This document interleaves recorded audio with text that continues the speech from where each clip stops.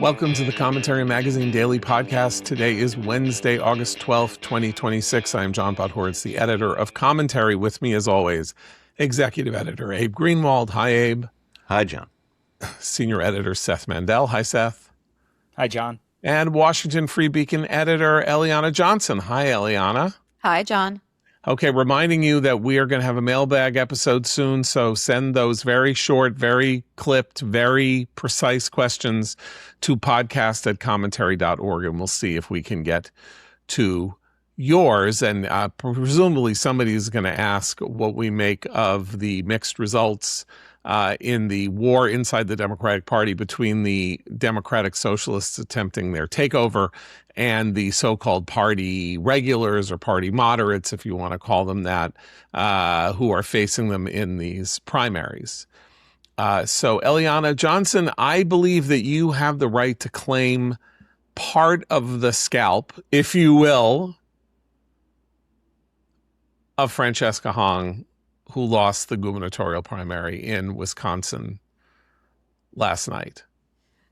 John, that's nice of you to say. And Peggy Flanagan in Minnesota would be very upset to hear me say that you earned the scalp because she is an indigenous with indigeneity. Yeah. So. But I have to say, this does go to show that you can't say you hate Thanksgiving and have it stand among too many Americans. That is a bridge too far, even in the Democratic Party. But John, I just have to say, every single time, and as recently as last week, I tell myself, I am not going to believe what I read in the press. I am not going to believe the hype around these far-left Democratic candidates. I am not going to believe the polls after the El Sayed. Even though he won, he really performed more poorly than we were told, which was all the momentum is with him, double-digit victory. Well, same thing with Francesca Hong, who the polls did capture her performance around 40%, her share of the vote.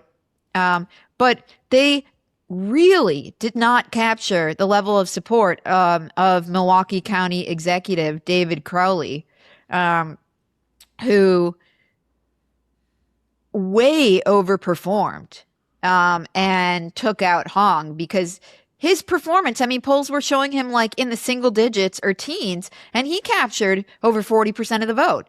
But every time I fall for their BS about the momentum and this and that. So, instead of credit, I am bowing my head in shame on this podcast today. The credit I was giving you is that you broke some of these stories about Francesca Hong. Our story yesterday was about her feast of, her menstruation-themed feast. Yes. So basically, Francesca Hong is a lunatic, so lunatic that Elizabeth Warren and Bernie Sanders did not endorse her, thus showing that, there are limits even to their ability to cover their eyes about the demented views of people that they are supporting in their insurgent effort to change the nature of the Democratic Party. But I think it's more interesting so David Crowley, who won, not only did he win, but he had dropped out of the race 6 to 8 weeks ago. He had dropped out of the race because he was seeing bad polling numbers himself or something, dropped out of the race, and then there was a crisis and then involving the lieutenant governor, I can't quite recall, and then Mandela Barnes, who was also in the race, dropped out of the race, and so he got back into the race. And so he ended up winning because Hong was clearly unacceptable. That said, the polling in Minnesota, including polling taken by Crowley's own campaign, Wisconsin, by an extremely disreputable polling firm called Public Policy Polling, or PPP, which was I thought had been driven out of business after its unbelievable misreading and misreporting of the facts on the ground in the 2012 election, where it got all kinds of things wrong in 2010, in 2012. I thought that it was done. Democrats and liberals were publishing articles about how terrible PPP was. So apparently they're back. Crowley hired them. They showed that he was losing by 22. A poll that they themselves took, and then the campaign wrote a memo disagreeing with its own internal poll, explaining that it had undersampled older voters, that it had oversampled its own, that they didn't get enough African Americans into the polling mix, and all of that, all of which turned out to be true. So you're blaming yourself, and we should all blame ourselves because, of course, Abdul El-Sayed was up by 15, won by less than 0.5%. That's what the polls told us. All these races, with the exception of the Flanagan Senate race, which really was a blowout. That was a 20-point victory against a more regular Democratic candidate. Yeah, Angie Craig. So the thing is that pollsters are supposed to provide accurate information with neither fear nor favor. But our politics have changed in the United States, and people who deliver bad news to politicians often become the subject of vituperative attacks from the politicians that they are delivering bad news to. I mean, this is obviously true of Trump and the people around Trump, John Bolton and others who simply did not whisper the sweet nothings in Trump's ear that he wanted to hear. But it's also true in the Democratic Party. David Shor, a very brilliant young political analyst, was fired from his job for telling Democrats that his data showed that what they should probably do was support popular things and avoid supporting unpopular things like the trans movement and others if they wanted to win elections. And him just saying this had him cashiered from his job at some Democratic consultancy. I think the pollsters believe that if they don't say there's a surge, if they don't say the left is on the march, they're afraid of being of being the subject of vituperative attack and controversy that will harm their businesses. And so it's better to report out results in a poll that can't possibly be true, like that she's up by 20 points, than it is to try to model the electorate more properly and get a more rational result, the way the Crowley campaign memo said that its own polling firm had not done. So I think we're all being played for suckers by people whose incentive structure has changed. Pollsters want to be accurate. That's what we're always told. But polling firms often end up going out of business because they're inaccurate, and they're often inaccurate because they are polling in places and ways that affect their own ideological convictions, like the pollster John Zogby, who also driven out of business by overestimating politicians who were more skeptical of the American-Israel relationship and having his hat handed to him enough on that. But that's what he wanted to see, and he reported it that way. So that's, I think, one thing that's going on that people should take note of, that we're not getting the proper information because the partisans are scaring the normies. And the way that the news business now works is a subscription model. So if you don't want to tell your audience, if you're Midas Touch or if you're the New York Times or whoever, you don't want to tell them that things aren't going their way. Rather than saying, oh, things aren't going their way, we better figure out how to make it better, they get mad at you and they cancel their subscriptions. Whereas in prior models, advertisers were what mattered, and advertisers didn't want things outside the 40-yard lines. They wanted things relatively normal so that they wouldn't come under attack from either side. So the incentive structure with an advertising model was to be more moderate and prudent and careful, and that's no longer the case. And it also brings up, after this monologue, the question of Maine. But go ahead, Abe. I'm sorry. I was going to say, I also think that there's a larger bias, almost a sort of culture-wide bias, by which everyone is scared to not give the crazy, super big, changey thing its proper due. It's the possibility of it happening. Because there had been such an effort. We have been so blind to it before that now there's a general effort to sort of bend over backwards to say, if you think this crazy thing can't happen, well, look, I've got some data that suggests you may want to think again, and that gets weighted much more than it used to, I think.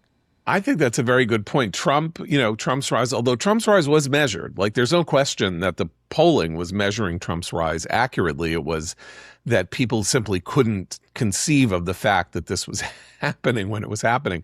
But obviously Bernie Sanders' strength at the polls, both in 2016 and 2020, came as a surprise. The Tea Party came as a surprise. David Bratt's victory over Eric Cantor came as a surprise. There were all these surprises. So you're like, there's an insurgent force that seems to be gaining steam. That steam itself is worth 5 points or something like that. One thing I think is important to note about the specifics of the result in Wisconsin is that in Madison, which we talked about yesterday, which is where Hong is from, she's a state representative. Crowley did lose, but it was close. It was 44 to 36.5 or so. So he only lost by 7 points in the most radical part of the state. So there was a real divide in the university town that is the home of the insurgent left in Wisconsin. So these people were not going for Hong by a wide margin.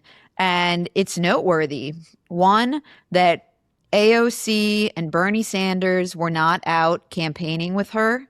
The far left did not coalesce around her, which suggests, I think, that that's a factor. And the state's Democratic establishment did not coalesce around her. In the way that they have done around El-Sayed. Alyssa Slotkin stayed quiet. She did not endorse against him in that race.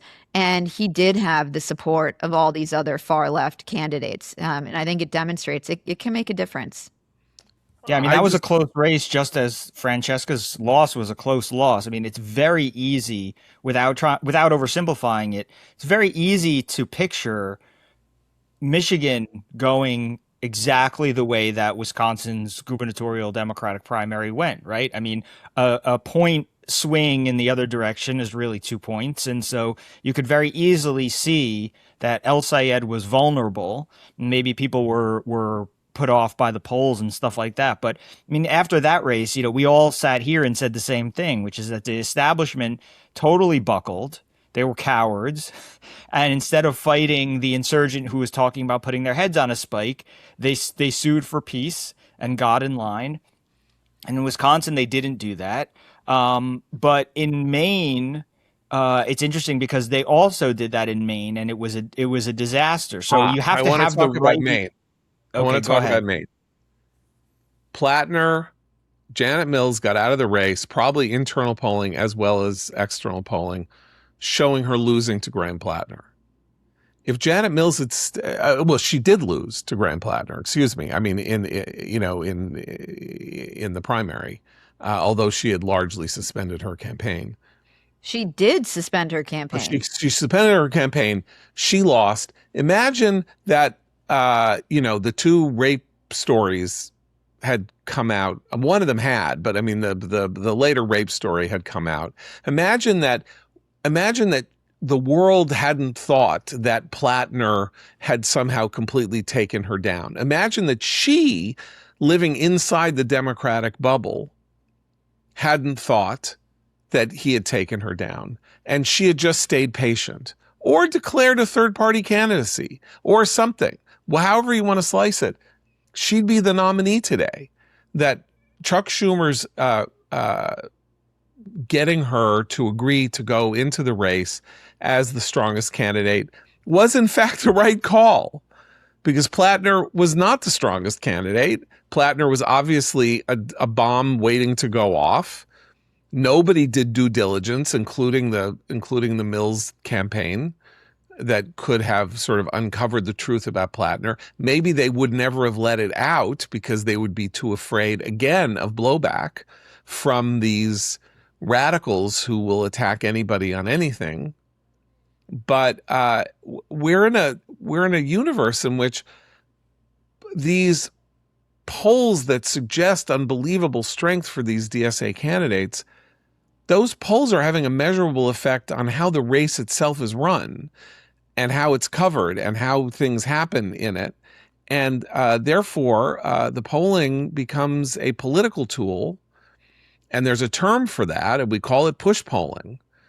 And push polling is a disreputable form of political action because it is posing, it is taking partisan propaganda and framing it as though it is hard social science, and thereby providing cover for a narrative, which is that there is a surge, and the surge is happening, the surge is real, and there's no stopping it, and it's happening everywhere, and all of that. And I just don't know, I don't know what to make of this in terms of the remarkable polling numbers in places like Texas and Iowa and others where Democrats look poised maybe to win seats that they haven't won in decades. Clearly, John, I just want to mention that we don't have to go too far down this tributary, but when you talk about polling that sort of changes the landscape or softens the ground or whatever, if it's push polling or otherwise, this is before you even get now to the prediction market problem, which is sort of an additional factor here. If you saw that there was a Polymarket put out last night that it was all but a lock for Hong before the lines completely reversed themselves at the last second. So a lot of screwy incentives now playing into these races that make it really difficult for us to suss out what's happening until it's all over. I mean, it was illegal to vote on elections in the United States. With good reason. And we now know why. Again, because that stuff, Kalshi and Polymarket and all of that, also become part of the news story. And there's and in the opposite direction, Kalshi and Polymarket, like I'm watching, Decision Desk on my computer last night, and I'm watching Twitter, and I'm watching the number, Decision Desk will have, odds and all that stuff. And it'll also have, one of the, I don't know whether it's Polymarket or Kalshi up there. And you can see that the betting markets are just reacting to the same thing we're all reacting to, which is like the Twitter hive mind speculation. Oh, look at that. It's actually going to be a close race. The polls were wrong, whatever. And then Polymarket just flips upside down. The odds just go. I mean, they're just watching the same thing everybody's watching. And it is creating this herd-like behavior that's not even, it's expanding out from voting and polling into like, well, let's all just manipulate the betting markets together and get rich together. And it's like, what were we doing in the first place? Oh yeah, voting in a democracy. Like the activity almost doesn't matter. It's like you could have it be vote. It's the gamification of everything, as they say. Although originally that term really meant the way that social media and phone apps would have you get rewards, some kind of reward for each thing you did, even if it weren't, for putting money in or whatever. It was just some kind of way to sort of train you to be getting a reward for certain behavior. But now it's really expanded into the betting market, and now it's like these elections are turning into, I don't know, fantasy football or something. Right, That to me seems like right. a more dangerous development even than the sports betting, which is really dangerous for its own reasons, as we've discussed previously on the show. The theory of markets is that everyone participates, that the market is everyone in the world. And so when we talk about market behavior or things that move markets, financial markets, we are talking, and the wisdom of crowds, and how, you can't deny that the free market in some sense exists because people just behave as they behave. And when they behave in aggregate, the invisible hand theory says that they behave in rational fashion. Not everybody is participating in Kalshi and Polymarket. Only people who choose to are participating. They are therefore a self-selected group.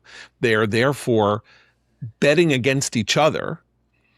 They are therefore not constituting a marketplace. They are constituting a closed system that is like a craps table, in which you have to play, you have to pay to play, and you have to be present in it.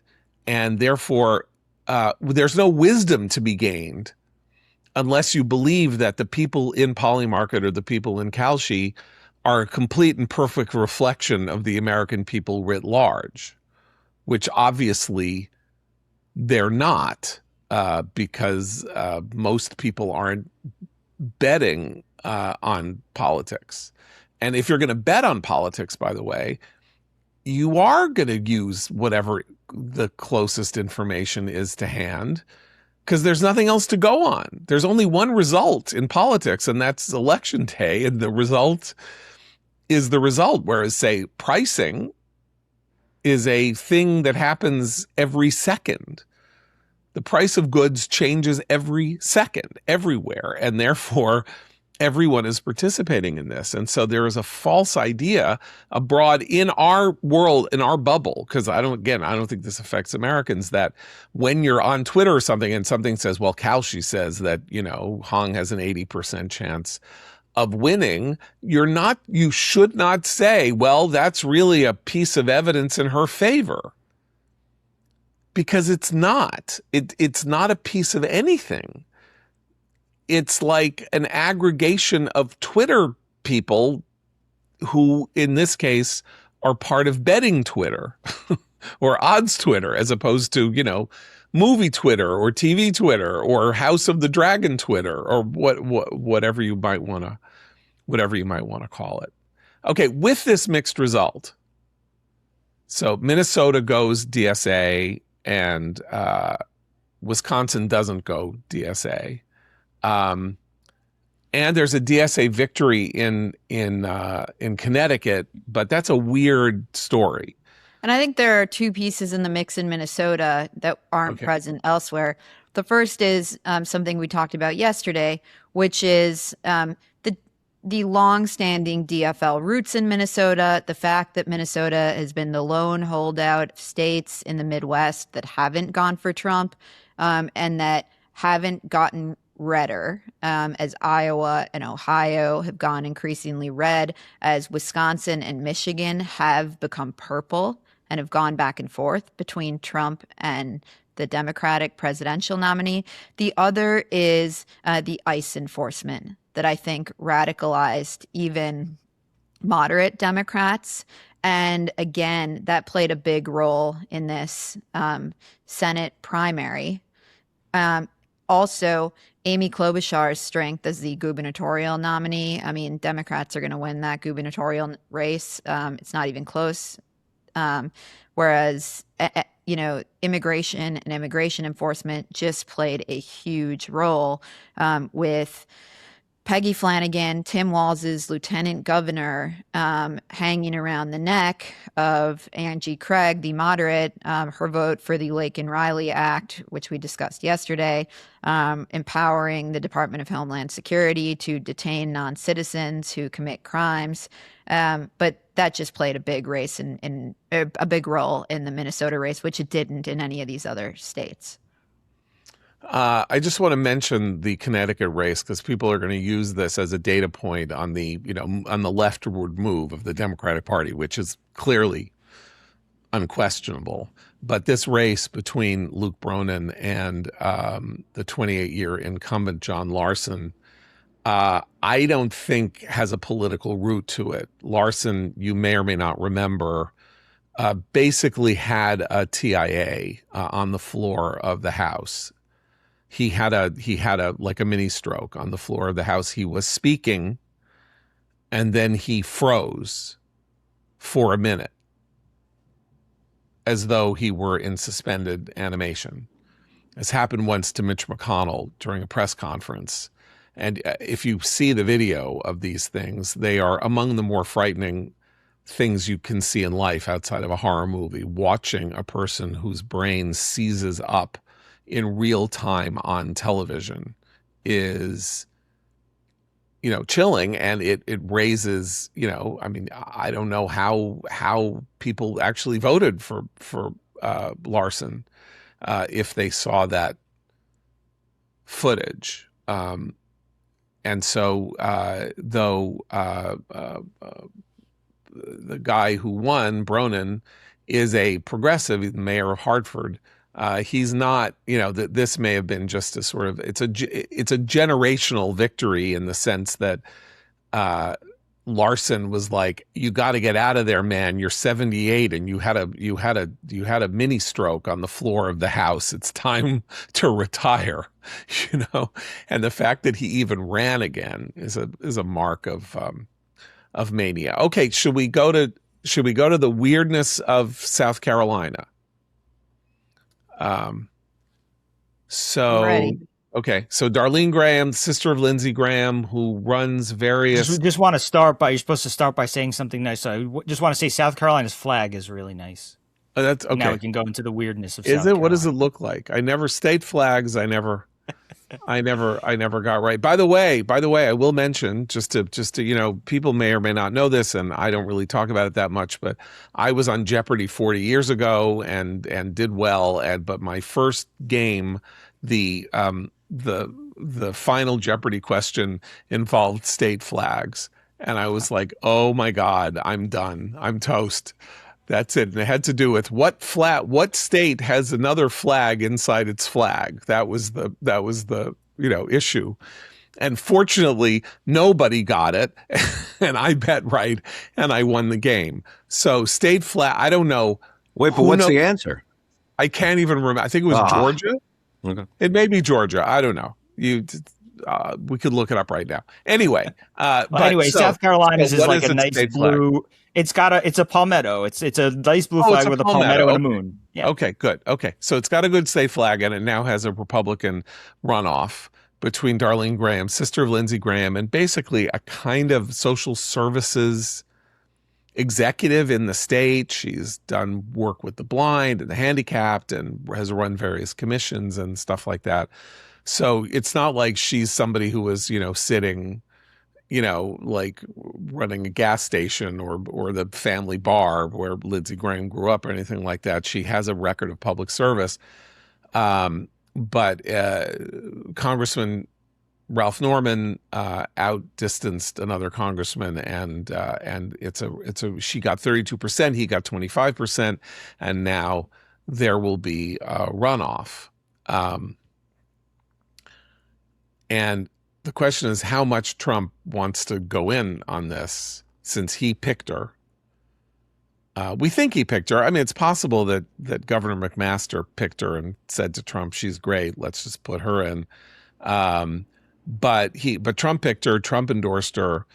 Clearly every vote she got because Trump endorsed her. And the question is that she got 32% of the vote with Trump's endorsement. Shouldn't she have gotten more? Maybe she should have gotten more. I don't know. Is Trump's endorsement going to be enough to make her prevail in the runoff against an actual experienced politician, although one that is sort of intellectually unimpressive, like Ralph Norman?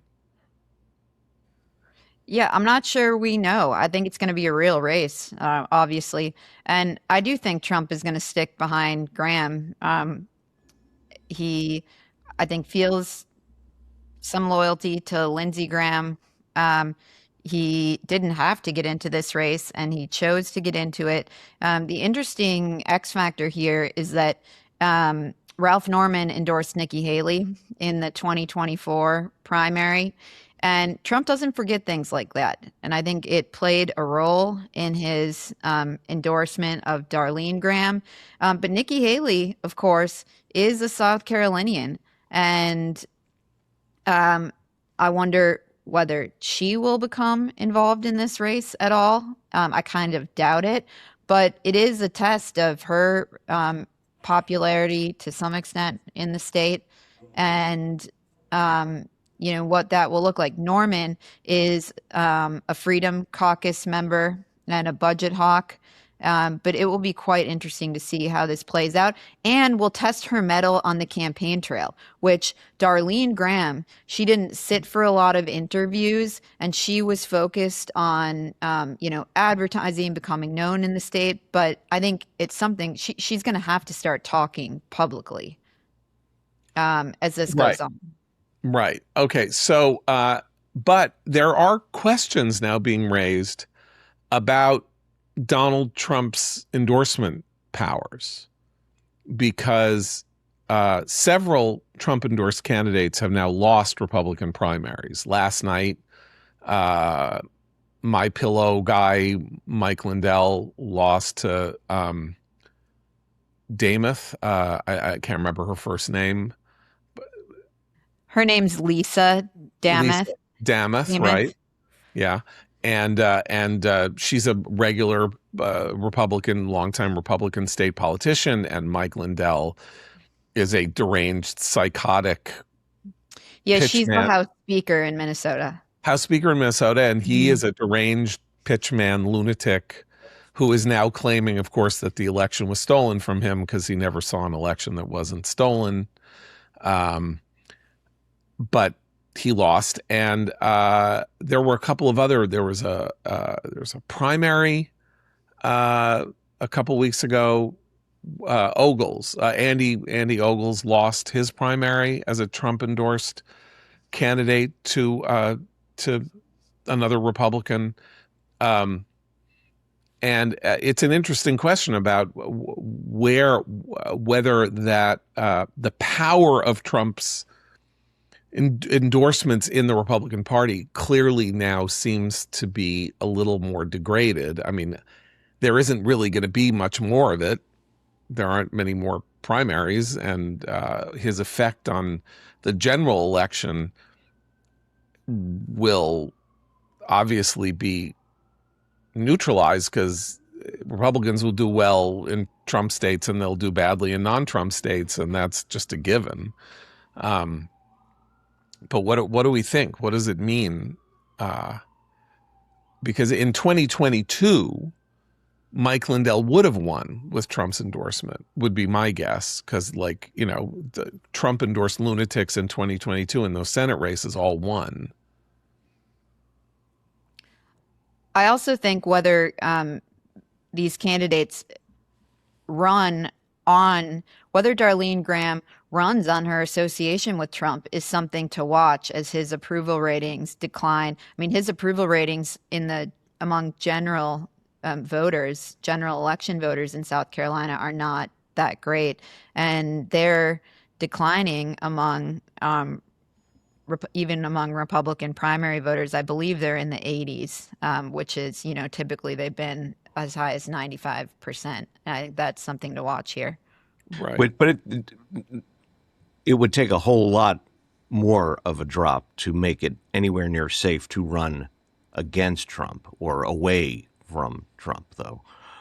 You got to thread the needle. I think the question is, does she use the Trump endorsement, Right. or does she just talk about other things? Right. I mean, Right. look, I actually think that the problem for Republicans on what Abe said is that if Trump is so toxic that you can run away from him without worrying about his anger affecting your race, you've already lost by 20 points, right? If Trump is like so far underwater that you could insult him, it means Republicans are that far underwater for the most part in a wave year. So it's kind of I don't think that you can detach yourself from your Trump situationship, whatever it might be. If you're pro Trump, if you're with Trump, if Trump has your back, I think politicians, candidates for the most part, feel that they have to stay in that situation. If they're Trump critics, they try to play it, somewhat moderate or down the middle, but I don't think that you can really move away from where you stand on Trump in any meaningful sense.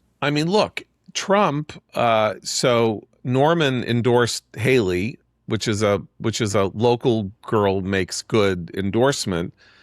Normal politics, you would give that guy a pass for doing that because of a long-standing in-state relationship with somebody, and you would say, well, okay, he did that, but it's not as though Norman has been an unreliable vote for Trump.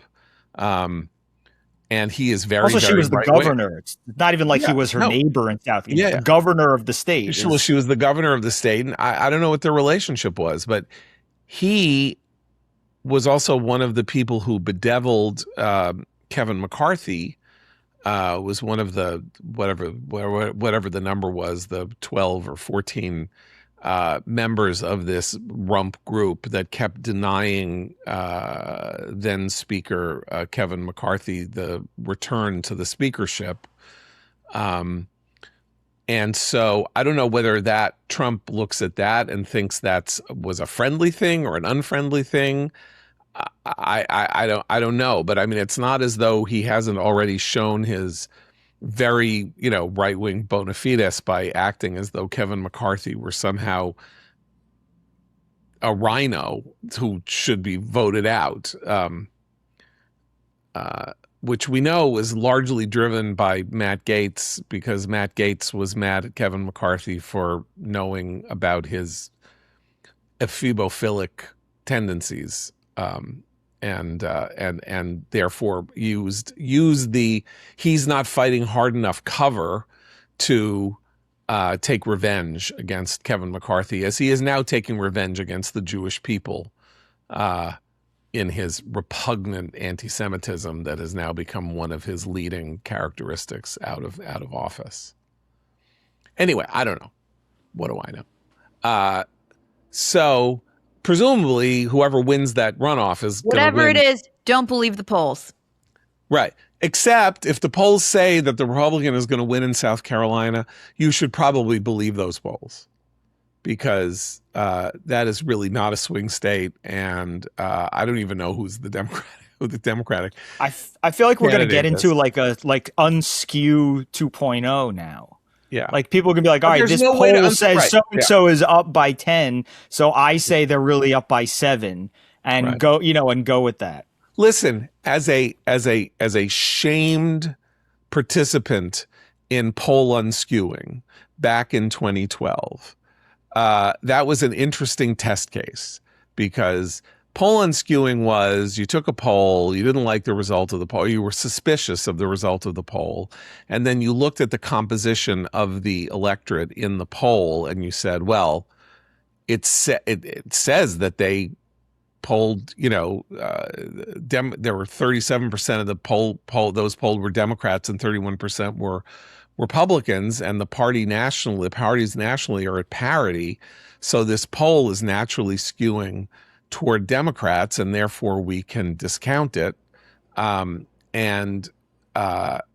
Whatever was the case, the polling, at least at the presidential level, if anything, understated Obama's support and overstated Romney's support.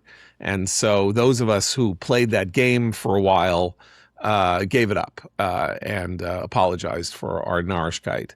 But yeah, I mean, I don't know how you unskew these polls, though, because the problem with polling is that if we had mandatory voting in America, polling could be very accurate because every single person that you asked would be a voter.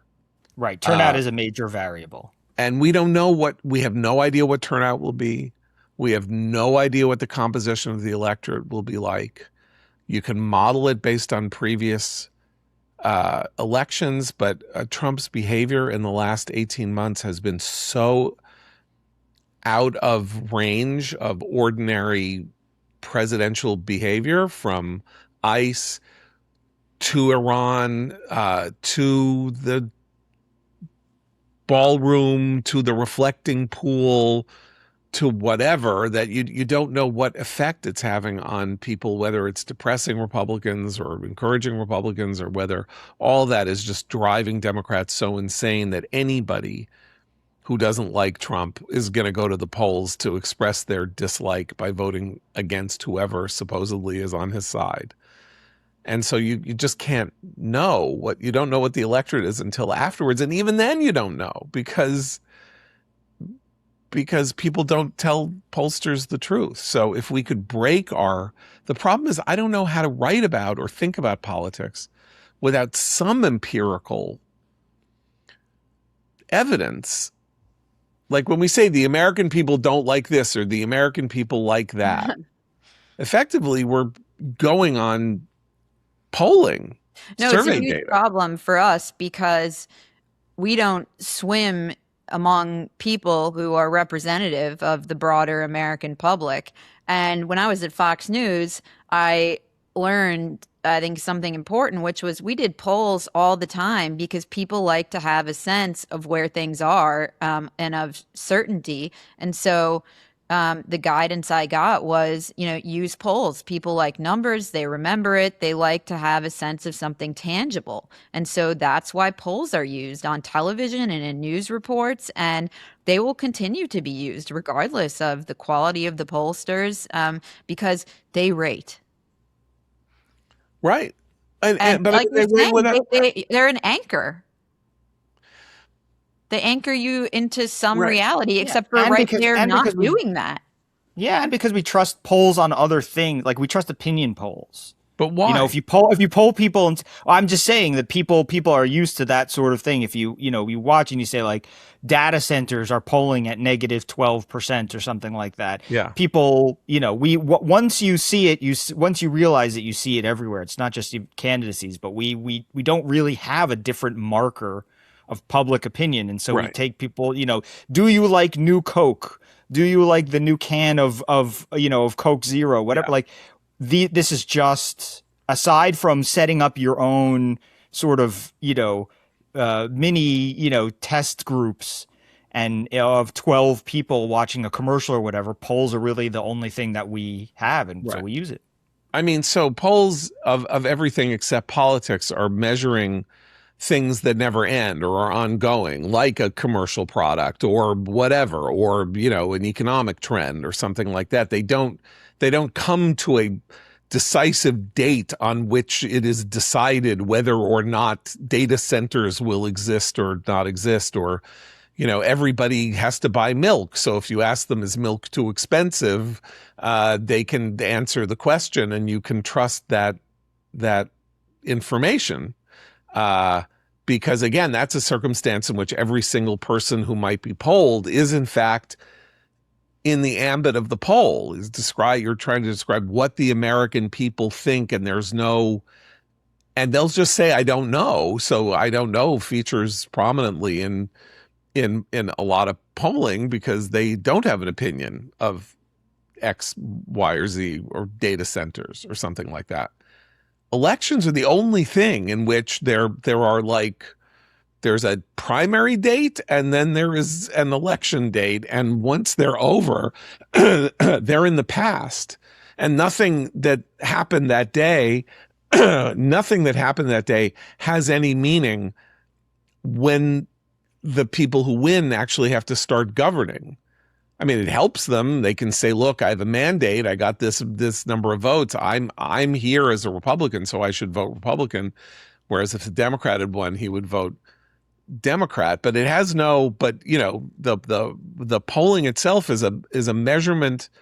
The polling and the election results are a measurement of a moment in time.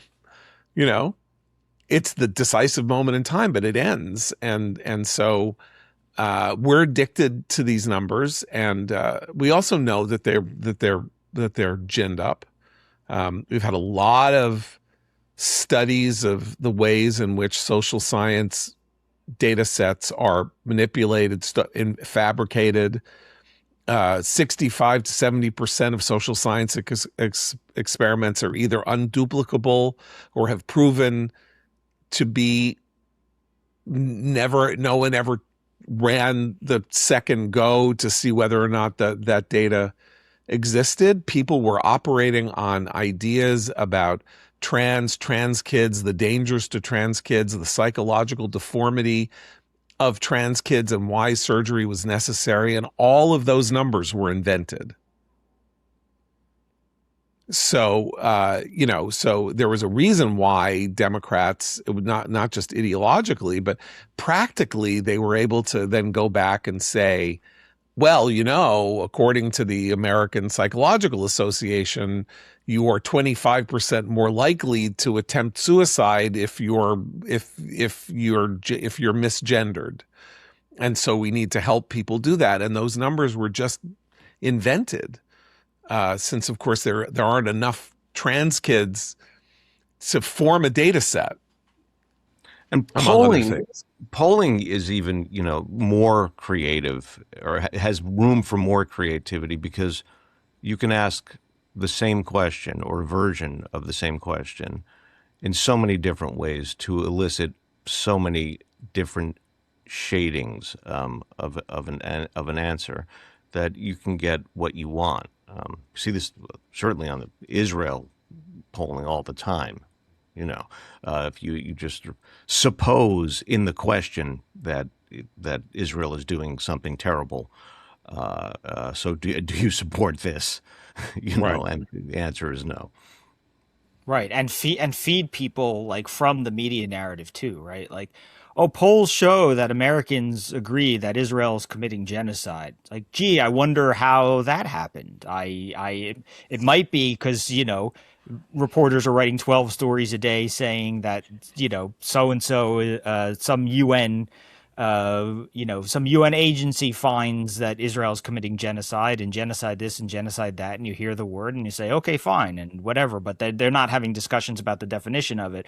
But you shape the narrative that way because the word does have a meaning, and now everybody claims to believe it. They did the same thing, they do the same thing with any term. I mean, not to get off track, but we had this discussion over Zionism too. It's like, you just say Zionism is settlers, throwing rocks at a Palestinian village, and you can make Jews stop saying that they're Zionist, but you can't actually make Jews stop believing that Israel has a right to exist. 92% of Jews will still say, what we originally understood as the definition, of that sort of thing. It happens in politics too. You feed people for 3 months and then you poll them on the things that you were feeding them on. And, it's a closed circle. Okay. Let me finish on this question. This whole story about Donald Trump in Ankara, escaping Air Force One on a food cart, going to another plane, flying out on that plane, and for his own safety because of a credible threat of an assassination. And this has now become a big story. It has two aspects, one of which is making fun of Trump with images of him like on the food cart, hiding under the food cart, which we've actually seen in various movies about terrorists on planes, where the heroic Secret Service agent like hides himself on the food cart and then shoots the terrorist or something like that. And so this is sort of making fun of Or him. if you're Harrison Ford, you open the hatch and you go, get off Get off my plane. Right. Well, that Trump didn't do anything that, so he snuck off the plane, went on the other plane, flew. The question now is, if the threat were as credible as made it necessary for him to switch planes, why did they let everybody who was on Air Force One then fly on Air Force One if they had enough concern that Trump would, a missile would hit that plane, that they had to have the president jump off it? And while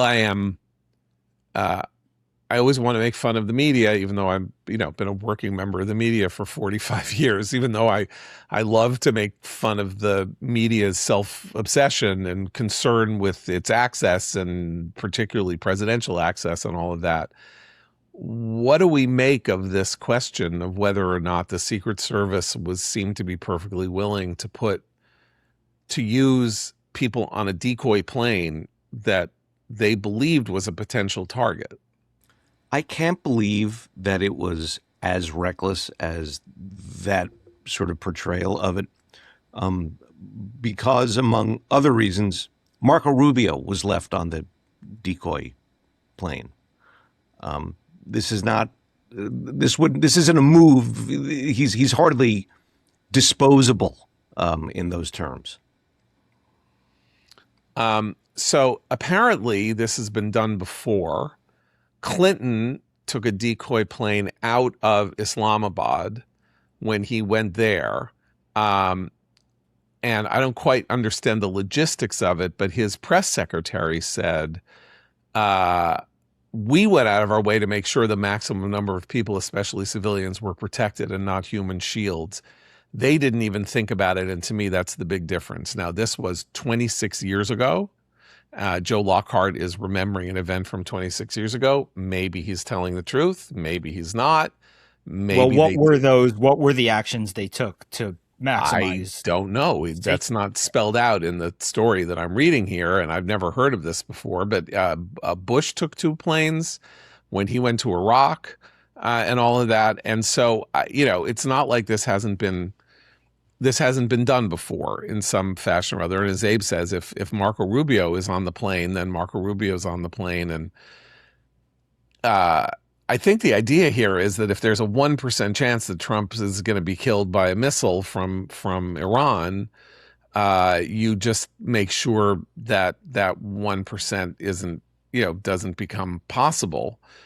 But you don't have the same safety concerns about everybody else on the plane. As a matter of odds logic, that if you have a 1 in 99, 1 in 100 chance of the plane being hit by a missile, the president can't be exposed to that kind of danger. But maybe everybody else can in the law of numbers. I don't know. Do we care? Should we care? Are we, do we have friends who would have been blown up on that plane if the plane had been blown up? I don't care, because I just don't think I don't think it's a story of sort of recklessness about human life. I really, really doubt that. I'm sure you incur risks if you ground the decoy plane. I mean, you have to think about every contingency here, and right. This is not. It's not an easy. It's not a game, and it's not an easy situation. I mean, if there's some record of there being genuinely reckless, disgusting disregard for human life, except for Trump's, then yes, I care. I've yet to see that. I'm with Abe. Okay. I had the same thought. Look, the Secret Service has not displayed extraordinary competence over the time that we've, followed this closely. At the same time, I had exactly the same thought as Abe. And when I see journalists screaming and squealing and asking for meetings with the White House because their lives were endangered, yeah, it is a risk every time you fly on Air Force One precisely because the president's a target. And they're the ones always talking about how dangerous their jobs are. and how they're putting their lives on the line. So, sometimes it is true. For exactly the reasons I learned from Eliana's point. Didn't we hear that Scott Pelley, was on the front lines? Well, sometimes it's true. I think Eliana's point is that you should worry if you're on the decoy plane with the Secret Service. Okay, there you go. I like that. Okay, I'm going to make a quick recommendation, and then we're going to go. And it's a book that I'm recommending only because of its extreme peculiarity and its codedness for issues that are of great concern to me. And that is the new novel by the very mannered, hard-boiled novelist James Ellroy, author most famously, I guess, of LA Confidential. He has a new book out called Red Sheet. And it's set in LA in 1962, and it is bananas. It's basically the story of a police task force that is looking into communist infiltration in Los Angeles and brings in Nixon psychiatrist Hugh Hefner, Daryl Gates, whom we learned, the guy who 30 years after the setting of this novel was the police chief during the LA riots, all kinds of real people. And then this whole plot involving communists infiltrating African-American organizations, and our narrator, who is chasing down drug addicts, also himself being a crazy drug addict and incredibly violent and beats people up on every third page while he's snorting cocaine. And it is nuts, but it is very, very, very anti-communist. It is extremely anti-communist. So I haven't read an anti-communist novel like this in maybe ever. And so I am therefore, for those of us in the audience who remain interested in the question of American communism and its role in the 20th century, you might be amused by James Ellroy's Red Sheet, a book that I can otherwise not entirely recommend. I'm only halfway through it, and I can't even follow the plot practically because it's so mannered that you don't even know half the time what he's talking about. But people have loved James Ellroy forever, and so this is his latest hard-boiled alternate history of the United States. Yeah, I mean, I haven't read it yet. But, I actually love Ellroy. But I want to add that this really should be like his moment. I mean, because he's laid out a paranoid history of the United States and the deep state and commies and foreign influence. And, if you read, beginning with the American Tabloid, which is very electrifying. It's a giant book you'll read in one sitting.